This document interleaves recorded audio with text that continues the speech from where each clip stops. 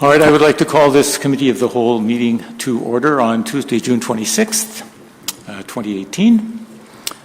Member Sandsted, can you call the roll, please? Yes, I can. Member Gorham. Member Kirby. Here. Member Loeffler-Kemp. Here. Member Lowfold. Member Oswald. Here. I am present. Member Trinka is excused. We have a quorum, Chair. Thank you. I'd like to welcome everybody here. Before starting out, I'd like to make it clear we're not going to be taking any votes today or making any decisions, but there will be opportunities for people to ask questions about the process going forward and maybe questions about this particular budgetary framework that we have in front of us. So with that, I'll turn it over to Superintendent. Thank you, Chair Kirby. As you mentioned, tonight is just to look at the preliminary framework for the budget for the coming school year as required by statute. And so this framework is really just broken out, the first page as revenues and expenditures, and then categorical totals on the following two pages. We are in the finalization stage of coming to an agreement with ARC, the Arrowhead Regional Computing Consortium, to review the full budget that will come to you after they've had a chance to go over those numbers with us as well, because we all know that it's extremely important that we have confidence in the numbers that we're bringing forward, and having them review those numbers should help us out. I think at this point I'm going to hand you over to Peggy to just give you a brief overview of the documents. I know a few of you had questions that I was able to answer, and we can answer more questions after Peggy goes over it.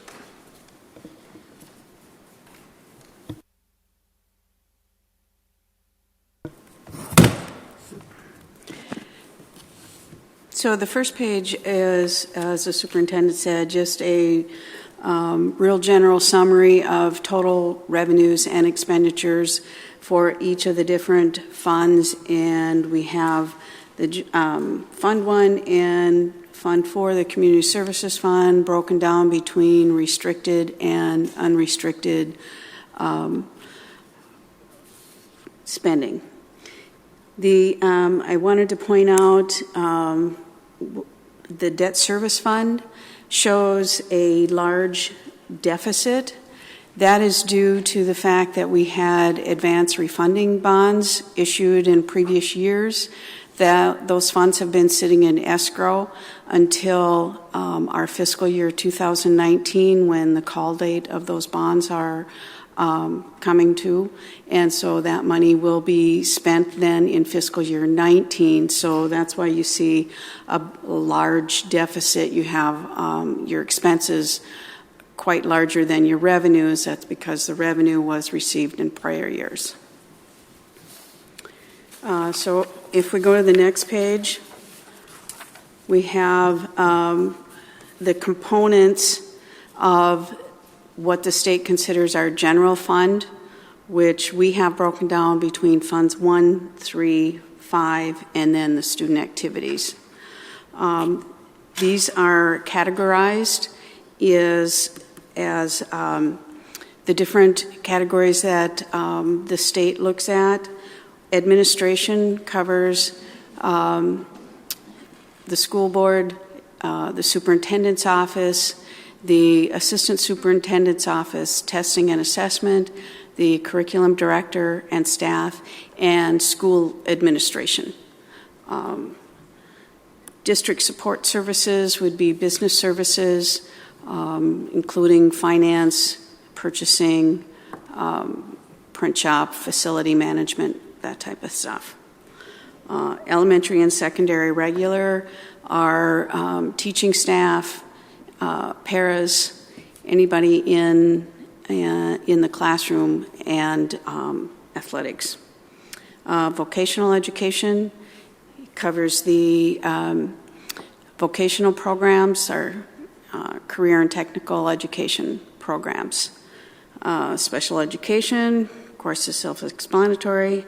Instructional support services are, we have our media specialists in there. Let's see, our some curriculum work is in there, and I can't remember everything else, but pupil support services would be like our transportation. We have the school nurses would fall into that category. Our school resource officers fall into that category. Sites and buildings are our facilities, and then fiscal and other fixed costs are that's mainly our severance and our property insurance. Can I ask just a quick question? Sure. Do we pay the SROs or does the city pay the SROs, the school resource officers?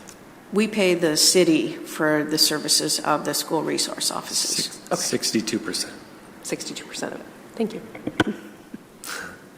I did want to add that in admin, that also includes clerical and office supplies and things like leases for copiers and fees associated with that as well.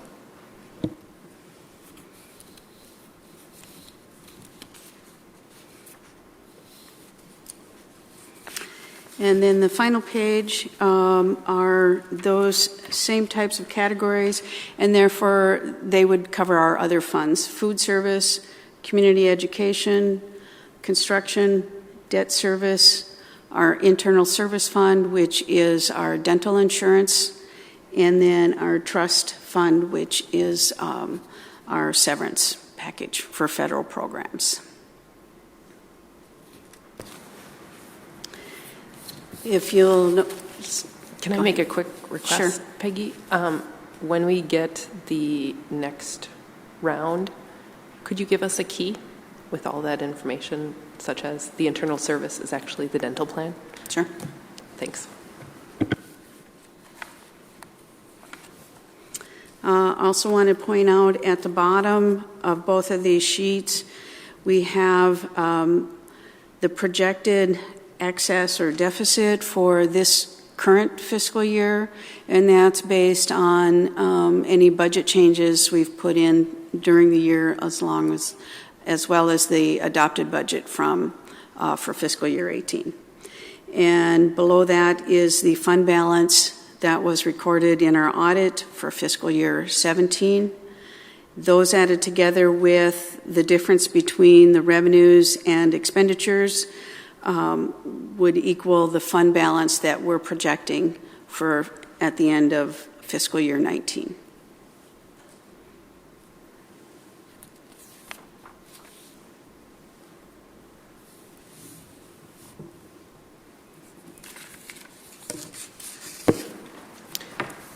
Peggy, the fund balance is not the same as the reserves. Is that correct?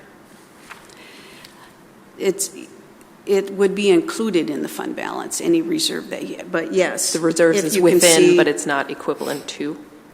Right. There could be other things in the fund balance. Okay, thank you.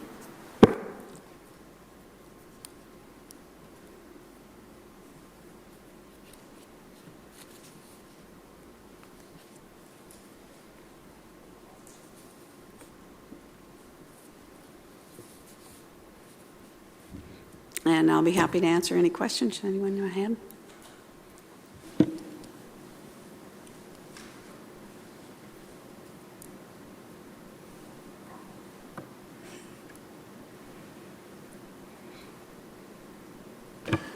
Can you just, for my edification, the $232,923 fund balance, that's the difference of that last positive and negatives, that last line?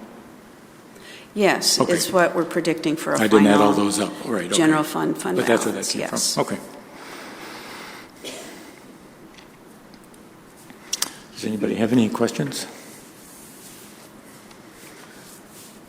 Either about this document or a process going forward from here?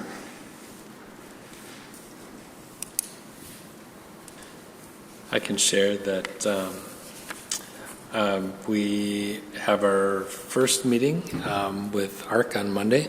We're going to start from the beginning of reviewing our projected enrollments, because that is the basis for everything else that builds up to that. It's the foundation of the revenues and the instructional staff and expenditures as well. So we're going to be going through all of our information with them, and then, as I said, we'll be coming back to you when they've finished their work to make sure that everything that we have in place is correct.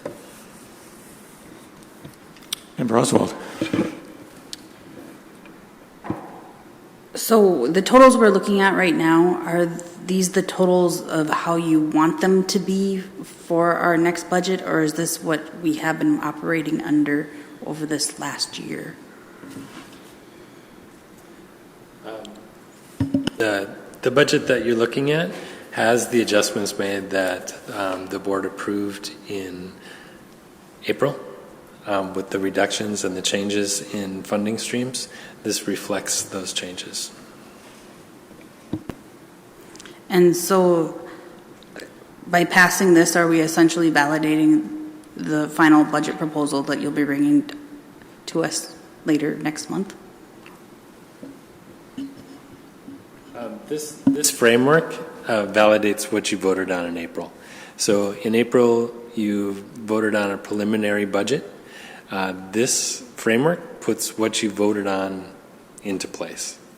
So if the review by ARC indicates that we would need to make further changes, we'd have to make those at that time in July. So if ARC comes back and says that everything's fine and no changes need to be made, we're not going to vote again further? No, you'll have to accept the full detailed budget. This is a framework, and so that would come back to you in July either way, just so that you are validating all of the detail as well. So it kind of seems redundant to revalidate what we already voted on. Why is it necessary that we vote on something that we already voted on? We will on Thursday. Yeah, you'll vote on this on Thursday. I'd have to check on that, but I would be more comfortable if the board was reviewing all of the detail and confirming that, or affirming that, I guess. Well, I guess my point in saying that is that this tells me even less than what we voted on in April. So, I mean, I don't feel comfortable voting on this, but I can affirm that I voted in April to see the further developed budget. So voting for this to me is really hard to know that this represents what I hope it would represent. I can't see the correlation between what we approved in April and what this looks like now. I really have no frame of reference, and that's really a hard thing to comprehend. And I'm putting my trust in you that this is what it was supposed to represent, but I still don't know if I would approve the changes that in the details yet. So I'm kind of torn as to what to do, and I hope I hope that explains why I'm kind of torn, because this is so generic and so not specific in any way. It's hard to understand. So I can maybe speak to that, Member Oswald, in that you're not approving the details at this point, and that you will have the opportunity to question and change the details in July, if that makes sense, because this is not a blank check. This is essentially saying, here's a very high-level overview of our revenues. Here's a very high level of our expenditures, and they pretty much match up with a difference of $232,000. I'm okay with that. How we're actually, the revenues are they are what they are. We don't have any control over them. But the expenditures we do, and we'll have more detail on the plan for those in July, which then we get to decide whether or not to approve that. Does that distinction carry, does that make sense to you? If I can respond, theoretically it does, but the answer that the superintendent just gave, that this is what he had proposed already in April in money figures, that's essentially what it is, and there's no way for me to verify that, to my own liking, that that's true. And that's where the trust has to come in, obviously. But I like to have a little bit more facts to back it up, to show me how we know that these monies match up to the figures that you had given us in April. As Member Sandstead, sorry, as Member Sandstead said, you will have that opportunity to see all of the detail once we come back to you, and you'll be able to see it then. I'd also remind everyone that a budget is really an estimate, and then the actuals are to come. And so it is fluid and it is responsive. If we see that student numbers are different, we've had to make adjustments in the past, or additions, based on what's happening in the lifetime. And so just keep that in mind, that it's an estimation of what these costs will be. I have a question, but you guys do too.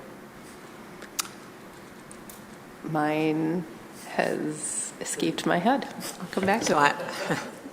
I'm just going to remind us, maybe this is helpful, because I know your questions, Member Oswald, are somewhat embedded in mine. And I went back to, I think it was a February board book, maybe our March board book, that actually, and it might be helpful if we would have included it in this board book, but it was the thing we approved where it had each area that our administration was looking to work with our budget. It had clerical, maintenance. It had those little, and it said what their deductions were going to be. Didn't tell us specifically the deductions, like what was going to be deducted from clerical or what was going to be deducted in maintenance. And we had conversation about it and gave some feedback about, like, we didn't like some of that in those categories that might be jeopardized from our budget. So I think it would be helpful if we went back to our board book, March or April, February, one of those two board books, had that. When he says we gave them direction, that was the board book that had that form in it. And if that's reflected in this general document, well, then I trust that when we come in July, we'll have the more details within those. But that is what we gave them direction on in, what month was it? Was it March? March. So, yeah, so that's where they made the deductions. And that's my, and I know I had to go back to that sheet as well last one.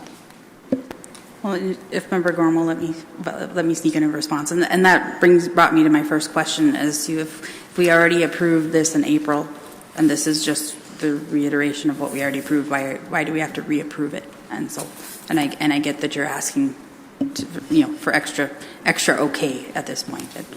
So, I think a key difference is in February and March, we were considering changes to the budget, reductions, reallocations, and this is a preliminary budget, so they're different documents. So my understanding of this is that this is necessary to continue business into July. And if we don't approve this, we will not receive the funding to keep business going from the state, from the feds. Okay.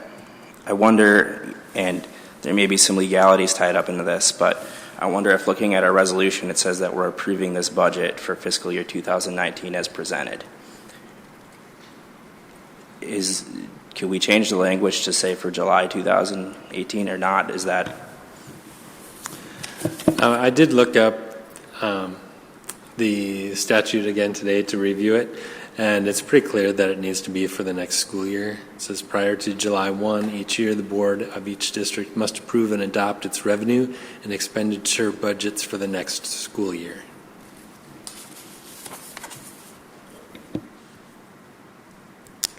I remembered my question. It is, what is the assumed pupil unit number we're using for this budget, and how does that compare to what we used for 2018?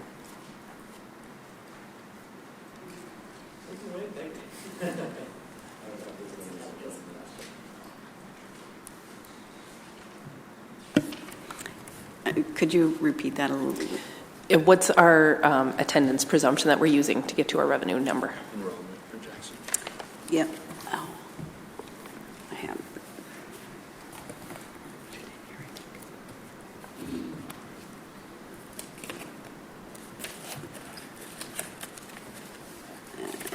Did I put it in here?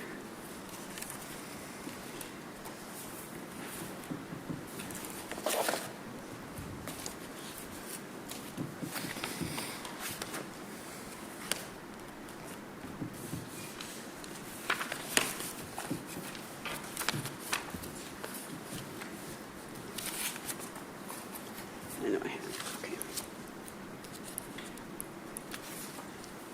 Our enrollment projection for fiscal year 19 is 3,790. Now that's for the elementaries, and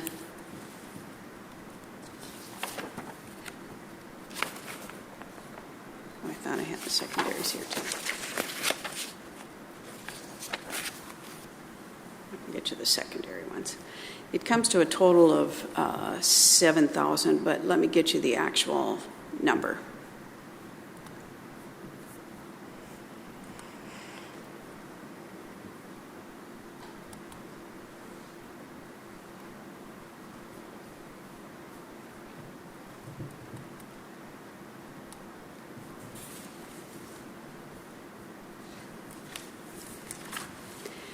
So for the traditional sites, it's 7,661, and then we would add, I think we're adding about 300 for ALC, AEO, and the residential sites. And how do those numbers compare to our 2018 budget? And then early childhood, yes, would be an additional 100 and about 120. So for 2018, our prediction, it's about 300 more than what we predicted for fiscal year 18. We predicted 7,368 for the traditional sites, and I think we had another about 300 for residentials and AEO. So we're predicting 300 more students for fiscal year 19 than we did for 18. Yes. And was Based on current year, because our current year was higher. Mm-hmm. But historically, when we've done the budget, we've used the average of several past years in order to make that prediction. Yes, yes. When we did our preliminary, or when we saw the preliminary budget in, I looked it up, March 27th, were we using this increased number of students? I believe there was. I do have. I don't have the breakdown on that. Option C. Okay. I know that the number is different. Enrollment is one of those things that we review every month. And as, you know, in March, we can compare it to March of other years, and then in April and May and June, and the closer it gets to the end of the year, the more accurate it becomes because we know where we're going to end the year. I know that there was a lot of conversation while they were trying to figure out those enrollment projections, because last year was affected by a number of different things that were going on. One, the year prior, we had many families keep their kindergartners back for a year, and so they stayed home for a year. And I know that, for instance, Lester Park had 17 families who chose to keep their child for another year, and so it ended up having a bump in the following year's kindergarten. And my fear was that that was a false bump because it was due to people not coming the year before. And then there were some changes with the parochial schools as far as structure and some of their fee structures. And we saw a number of families come back to the Duluth Public Schools. And so I didn't want to trust our traditional way of doing enrollments, because I felt like that year would have represented a false increase in numbers, because it wasn't due to trends over time, but due to specific phenomenon that were happening in the community. So I know that that was one of the challenges of building this year's enrollment. And you're meeting with ARCC on Monday to discuss this?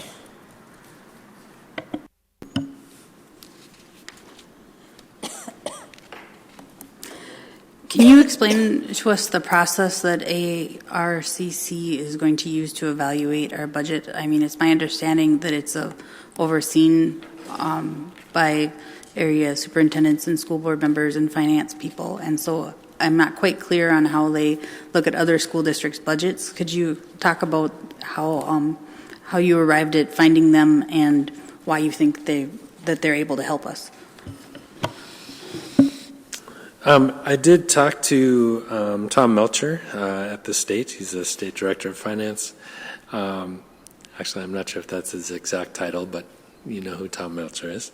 And got some recommendations for people that, or organizations that do this kind of work, and then called some other superintendents and financial advisors to get their advice. They all said that ARC was very highly rated, very reliable. And as far as systems go and figuring out another school district's funding, you know, starting with the enrollment, that's kind of the building block of your entire budget. And then MDE provides several software models that tell you what your funding levels will be in each category based on those enrollments. That's kind of the main building block that most school districts use. And then from there, it goes into our software, which is Business Plus. And ARC uses a different kind of software called SMART. And what they'll be doing is using their model with the state's software that shows projections for funds, and working with our staff to learn the specifics on how our district might be different from other districts. The meeting on Monday is to go over, the specifics of our enrollment changes. There are things that happen within a community that, we have to share. Things like the parochial school changing their model and bringing on more students. They want to know if there's specific things that we know about that would change that model. And then they take things like our pay scales for all of our teachers and paras and bus drivers and everyone, and put it into their software. It then runs out what the totals would be at the end of the year to come up with total expenditures for the year. So it's different software. It's a different process, and the idea is to see if going through an independent process that is their process comes up with the same results as ours.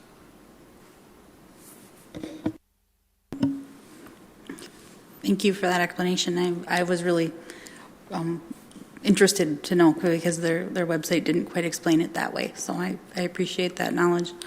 I'm switching gears now just to follow up on my question that you said would be available today, as in if you would know the total of the district-wide comp ed money that's available. You had said at the monthly meeting it would be available today, that number?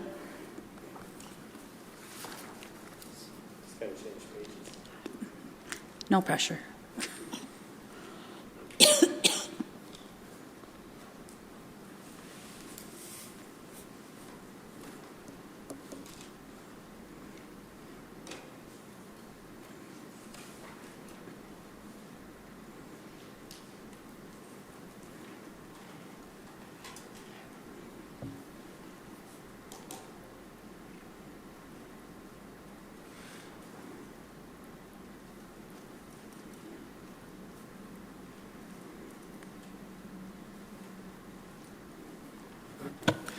As she's looking that up, I'll remind that this is a general fund budget. I think everyone was on top of that, but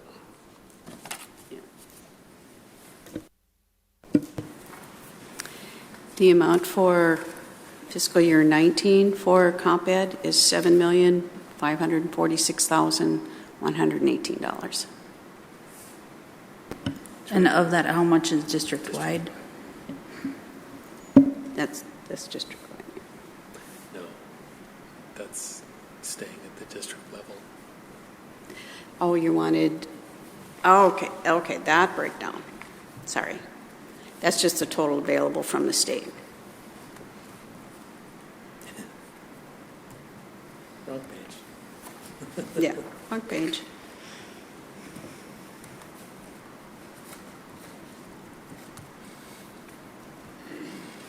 Oh, I could have used that anyway.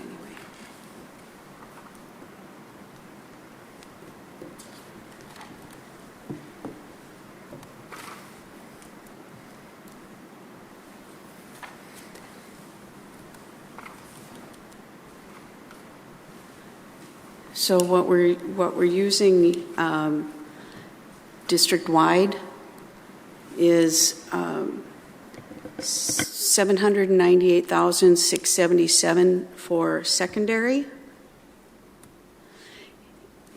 and $879,040 for elementary. So a total of it's about 1.6 million. That's the allocated, and then the discretionary is $4,557,077.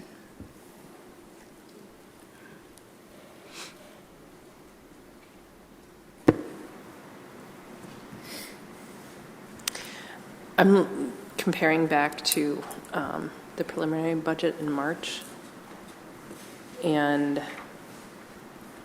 seems like there's some significant differences in the expenditures for just elementary and secondary regular education. In March, we said 31,000 in the general, 31 million in the general fund, and now was that just the general fund unrestricted that we approved in March, or was it restricted also? That was unrestricted. It was just unrestricted. Okay, so then the difference is only $1 million. Okay.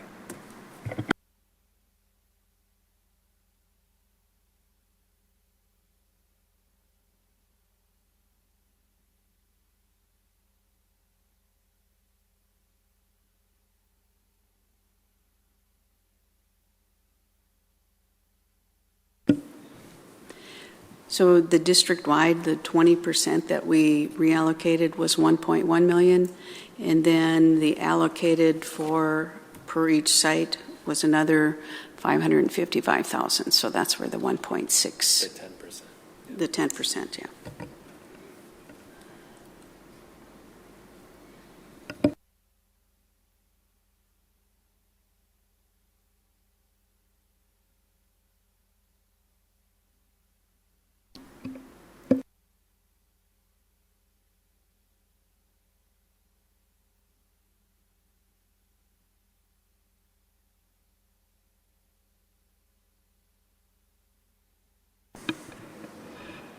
Any other questions? Member Lofald. With the not moving forward with the finalized budget until July, does that affect our teaching, staffing decisions? I don't think it would. I think we're operating like we're starting the fall with what we know we have, and we're going forward with that. Right. Once the preliminary budget was approved in March, that wheel starts turning and doing our staffing allocations and hiring teachers and adjusting staff as needed. And so those processes are underway already. So it shouldn't affect those staffing rates. If it does, we still have time to change it in July.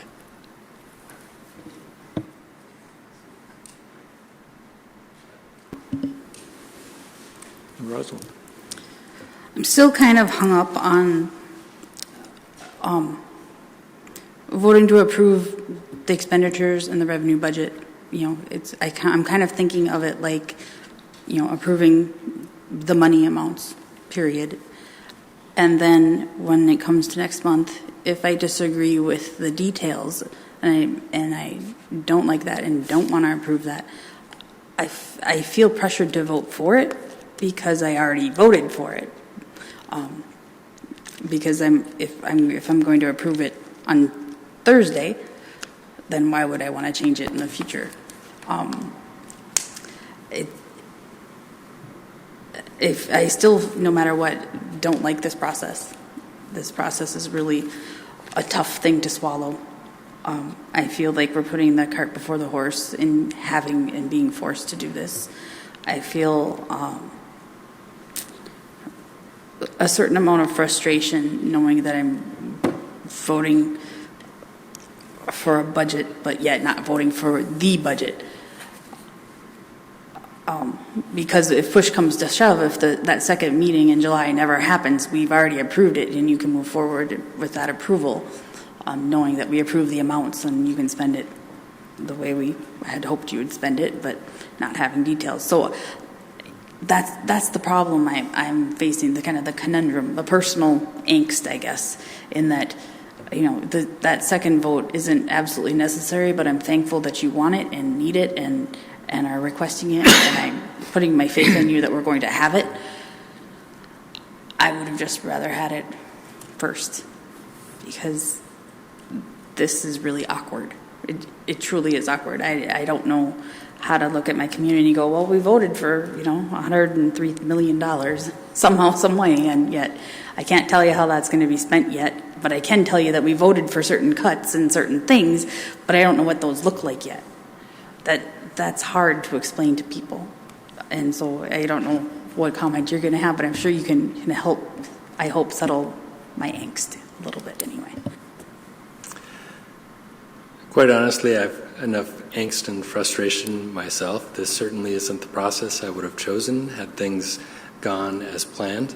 This isn't something that I plan on doing on a regular basis as your process. And we are where we are. We're in a spot that we have to approve a budget for the district to continue, serving breakfast and lunch and having our summer programs and having work done in our district. I'm telling you that the details are going to come to you. You'll have the chance to approve those. I can tell you that the changes that are reflected here are the changes that you've indicated. If there's further changes to be made, then you'll have an opportunity to go over those changes should they arise. That's where we are. Unfortunately, processes didn't go as planned this year. Certainly wouldn't want to have brought this to you this way if I had a choice. I would ask that we be updated regularly through this. I'm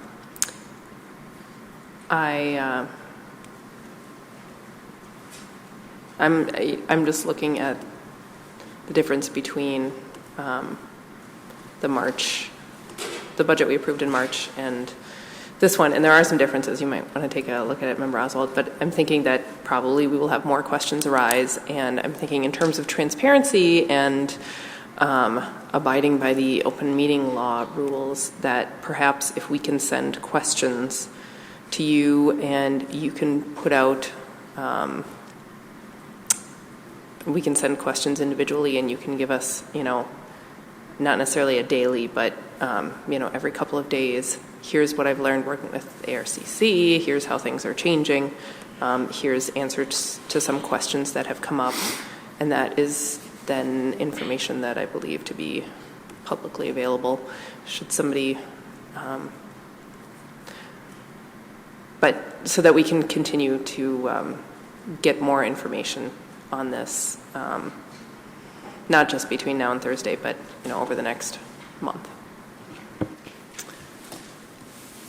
I don't know that I'll have new information on the budget on a every other day basis, because the first part is them gathering information from us. So just sharing our pay scales and contracts. And so I won't necessarily have a running tally of where they are with that budget, other than what information we're sharing with them until they reach some milestones along that way.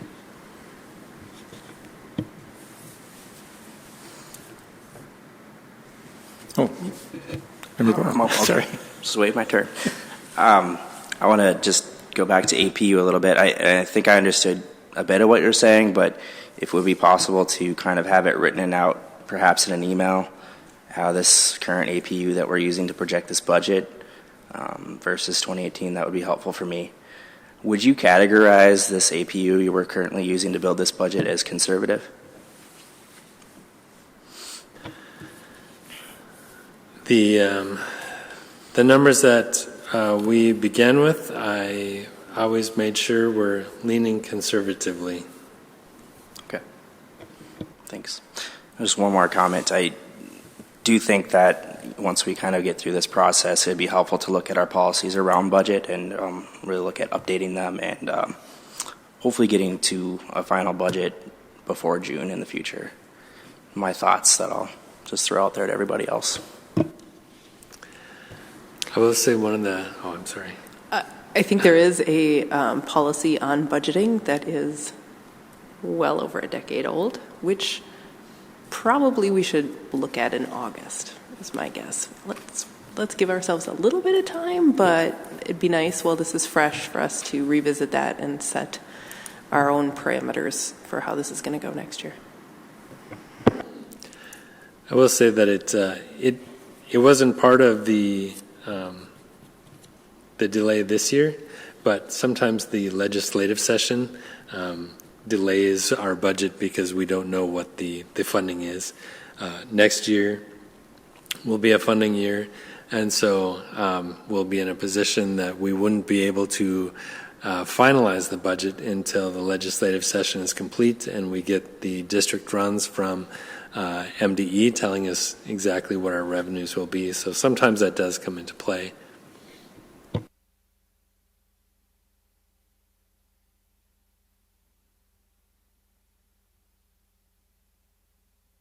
Any other questions, comments?